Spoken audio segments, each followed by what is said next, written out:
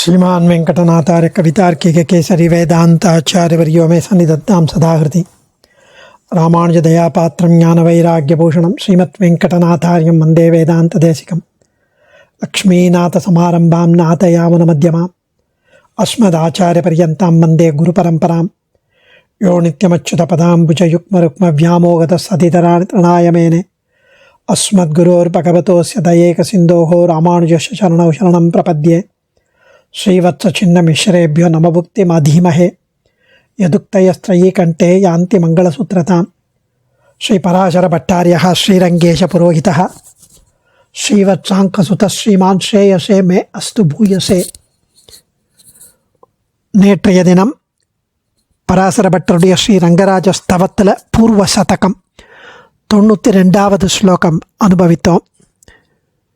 எங்கும் உள்ள சேத்தன அச்சேதனங்களை நியமிப்பவனாக உள்ளவன் பெரிய பெருமான். அவனை நியமிக்கிற சாம்ராஜ்ய லக்ஷ்மிக்கு மணிமகுடம் வேணும் இல்லையா? அந்த மணிமகுடம் அனைத்து திசைகளிலும் ஒளியை பரப்பும் மகர வடிவமாக உள்ள மாணிக்க மணி மூலம் சிறப்பான ஒளி வீசும் நுனியை கொண்ட பெரிய பெருமாளின் ரத்ன கிரீடம், அதை அனுபவித்தோம்.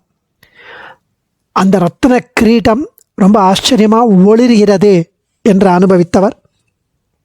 இந்த அடுத்த ஸ்லோகம் 93வது ஸ்லோகத்தில் அவனுடைய திருமுக மண்டலத்தை வர்ணிக்கிறார்.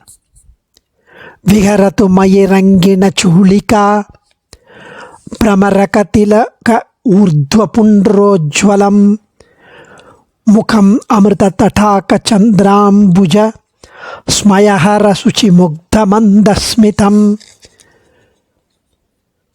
விஹரது மயிரங்கிணச்சூலிகா பிரமரகதிலக ஊர்த்வபுண்ட்ரோஜ்வலம் முகம் அமிர்த தடாக சந்திராம்புஜ ஸ்மயஹர சுச்சி முக்த மந்தஸ்மிதம். அப்படி இந்த 93வது ஸ்லோகத்தில் அழகான அந்த திருமுக மண்டலத்தில் திருக்குழலானது சுருண்டு கருத்து கற்றையாக உள்ளது. அவை அந்த அழகான பிறை நுதல் போன்ற அந்த 3ஆம் பிறை போன்ற அந்த நெற்றியில் அழகாக படிந்துள்ளன. அந்த சுருள் கற்றை திலக்கமும் திருமண் காப்பும் நேர்த்தியாக உள்ளது. அந்த நெற்றியில், திருநெற்றியில் அமிர்தம் நிரம்பிய குளம், சந்திரன், தாமரை மலர்கள் ஆகியவை தங்களை காட்டிலும் அழகானது வேறு இல்லை என்று கர்வம் கொண்டிருந்தது. அமிர்தம் நிரம்பிய குளமும் சந்திரனும் தாமரை மலர்களும் தங்களை விட அழகானது இல்லை என்று கர்வம் கொண்டிருந்தது. அந்த கர்வத்தை அடக்கும் விதமாக, நீக்கும் விதமாக வெண்மையாக இவரது புன்னகை இருக்கிறது. இப்படிப்பட்ட பெரிய பெருமாளின் திருமுக மண்டலம் என்னுள் இருப்பதையே தனது பேராக நாம் கருத வேண்டும். நமக்குள் இருப்பதை, பெரிய பெருமாள் திருமுக மண்டலம் என்னிடத்தில் விளையாடுவதை நாம் ஒரு பாக்கியமாக கொள்ள வேண்டும் என்று அனுபவிக்கிறார். பெருமானுடைய திருமுக மண்டலத்தை வர்ணித்து, கருத்து அடர்ந்து சுருண்டு நீண்ட கூந்தல் என்ன, முன்னெற்றியில் அழகாக சுருண்டு சுருண்டு தொங்கும் கேசம் என்ன, திலக்க ஆபரணம் என்ன, அந்த நிமிர்ந்திருக்கும் அந்த திருமண் காப்பென்ன, இவற்றோடு கூடி அழகாக விளங்கும் திருமுக மண்டலம். இந்த திருமுக மண்டலம் அமிர்தமயமான தடாகத்தையும் சந்திரனையும் தாமரையையும் வெல்லக்கூடியதாய் நல்ல வெளுப்பாக அழகான புன்முறுவலை உடையதாக இருக்கிறது, விளங்குகிறது ஆச்சரியமாக. அப்படிப்பட்ட பெரிய பெருமாள் திருமுக மண்டலம் என்னிடத்தில் விளையாடட்டும் என்று அனுபவிக்கிறார் சுவாமி. விஹரது மயிரங்கிணச்சூலிகா பிரமரகதிலக ஊர்த்வ புண்ட்ரோஜ்வலம் பிரமரக திலக ஊர்த்வபுண்ட்ர உஜ்வலம் முகம் அமிர்த தடாக சந்திராம்புஜ ஸ்மயஹர சுச்சி முக்த மந்தஸ்மிதம்.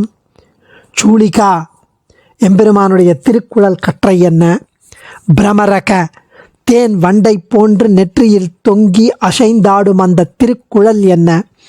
அந்த திருக்குழல் வண்டு போல இருக்கான் அவருடைய திருமுகத்தில். திலக்கம், திருநெற்றியில் அணிந்த திலக்கம் என்ற திரு ஆபரணம் என்ன? கஸ்தூரி திலக்கம். பிரமரக திலக்க ஊர்துவபுன்ற உஜ்வலம், ஊர்துவபுன்றம், மேல் நோக்கி சாற்றிக் கொண்டுள்ள அந்த திருமண் காப்பு ஸ்ரீசூர்ணம் என்ற காப்பு என்ன? இவைகளால் உஜ்வலம், நன்கு பிரகாசித்து வருகிறது.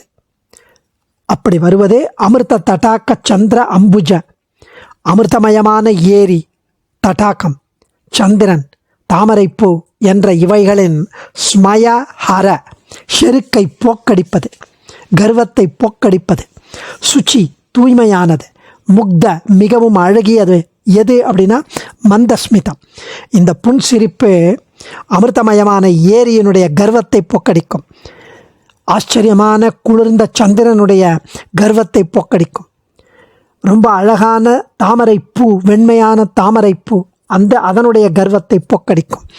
அப்படிப்பட்ட அழகியதான புன்சிரிப்பை உடையதுமான ரங்கினகா, அழகிய மணவாளனின் முகம், திருமுக மண்டலம். இந்த திருமுக மண்டலத்தையும் அந்த அமிர்தமயமான ஏரியையும் சந்திரனையும் தாமரை பூவினுடைய செருக்கை போக்கடிப்பதாக சொல்லலாம். புன்சிரிப்பையும் சொல்லலாம், திருமுக மண்டலத்தையும் சொல்லலாம். அப்படிப்பட்ட திருமுக மண்டலமானது மயி அடியனிடத்தில் விஹரத்து, விளையாடி வர வேண்டும். அந்த திருமுக மண்டலமே அடியனிடம் விளையாட வேண்டும். அப்படின்னா அதோட நான் கழிக்க வேண்டும், சந்தோஷப்பட வேண்டும், பேராக கருத வேண்டும், பாக்கியமாக கருத வேண்டும். எம்பெருமானுடைய திருமுக மண்டலம் அடியனிடம் விளையாடி வர வேண்டும் என்று பிரார்த்திக்கிறார். திருநெற்றியின் குழல் கற்றை அசைந்தாடி வருகிறது. சுருண்ட முன்னுச்சி மயிர்கள் இங்கும் அங்கும் வண்டை போன்று அசைந்து வருகிறது. எதற்கு? அந்த திருமுகமாகிய தாமரையில் உள்ள தேனை பருகுவதற்காக அந்த நெற்றியிலிருந்து சுழல் கற்றையாகிய வண்டு அங்கு இங்கு பறந்து வருகிறது. எள்ளுடைய நுனி மேலாக வைத்தபடி இருக்கும்படி வைத்தால் எப்படி இருக்குமோ அதுபோல் அந்த திலக்கம் இருக்கிறது. திலக்கம் என்பதற்கே தில இவ திலக்கம், அதுதான் அந்த வியுற்பத்தி. காலக்கிரமத்தில் நெற்றியில் இட்டுக்கொள்ளும் எந்த வகை அடையாளத்துக்கும் திலக்கம்னு பேர் வந்துடுச்சு. ஆனால் திலக்கம் அப்படின்னா அந்த எல்லை நுனியினுடைய மேல் நோக்கி வைத்திருந்தால் எப்படி இருக்குமோ அதுக்கு தான் திலக்கம்னு பேர். இந்த திலக்கமும் எம்பெருமான் நெற்றிக்கு ஒரு அணிகலனாக அமைந்திருக்கிறது. இவை யாவும் திருமுகத்தில் சுத்தமான, ஸ்பஷ்டமான, நிஷ்கபடமான புன்சிரிப்பால் முகம் விளங்குகிறது. அதை சேவிச்சாலே அந்த அமுத கடல் வெண்மையானது, சுவையானது. அந்த அமுத கடல் ஆழம் காண முடியாதது. அதை போன்று எம்பெருமானுடைய திருமுக சேவையும் வெண்மையானது, சேவிக்க சேவிக்க இனிமையானது, பரமபோக்கியமானது, ஆழம் காண முடியாதது. ஒரு அன்லிமிட்டெட் என்ஜாய்மெண்ட்டாக இருக்கும். எம்பெருமானுடைய திருவுள்ளம் என்ன என்று நம் போலியரால் காண முடியாது. அப்படிப்பட்ட ஆழமான இவைகளெல்லாம் கவனித்தால் தாமரை பூவிற்குரிய மென்மையும் நறுமணமும் பலவிதமான நிறம் முதலானவைகளால் ஏற்பட்ட கர்வத்தை அடக்குவது போல இருக்கிறது. சந்திரனுக்கு கூட குளிர்ச்சி கொடுத்து நம்முடைய உடலில் இருக்கிற வெப்பத்தை, தாபத்தை போக்கும். ஆனால் எம்பெருமானைப் போல ஆத்தியாத்மிக, ஆதி பௌதிக, ஆதி தெய்வீக தாபத்திரயங்களை போக்கும் நிலை கிடையாதே. சம்சார தாபத்தை போக்கும் அந்த குளிர்ச்சி சந்திரனுக்கு கிடையாதே. இத்தகைய ஆச்சரியமான திருமுகம் சற்று கொஞ்ச நாளி தாமரை எடுத்து வாத்தியாலே அது வாடி வதங்கிவிடும். எம்பெருமானுடைய பகவானுடைய சிரித்த முகம் எப்பவும் சேவிக்கலாம். எப்பவும் பரமபோக்கியம், எப்பவும் அழகு. அப்பொழுதைக்கப்பொழுது தாமரை பூ அப்பதான் மலர்ந்த தாமரை பூ போல இருக்கும். இந்த சேவை அடியேன் உள்ளத்தில் எப்போதும் இப்படியே இருக்கணும் என்று அனுபவிக்கிறார் சுவாமி கூறத்தாழ்வான் ஸ்ரீ வரராஜஸ்தவத்தில் 40வது ஸ்லோகத்திலையும் இதையே அருளுகிறார். முகம் உன்னசம் ஆயதாட்சம் உத்யத் ஸ்மித தந்தம் ருச்சிராதரம் நதப்ருகு லசதசம் விலம்பி கர்ணபாஷம் மயிதே நிச்சலமஸ்து ஹஸ்திநாதா என்று அருளுகிறார் 40வது ஸ்லோகத்தில் ஸ்ரீ வரதராஜஸ்தவத்தில். அங்கு நாம் இந்த ஸ்லோகத்தை ரொம்ப அழகாக அனுசந்தித்தோம். அதை இங்கே நம்ம பட்டருடைய திருவுள்ளம் அந்த ஸ்லோகத்தை இங்கே நினைவு கூறுகிறார்.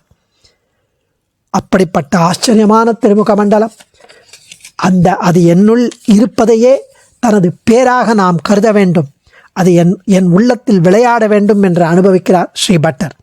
தன்யோஸ்மி. ஆச்சாரியன் திருவிடைகளே சரணம். கவிதார்க்கிக சிம்ஹாய கல்யாண குணசாலினே ஸ்ரீமதே வெங்கடேசாய வேதாந்த குரவே நமः.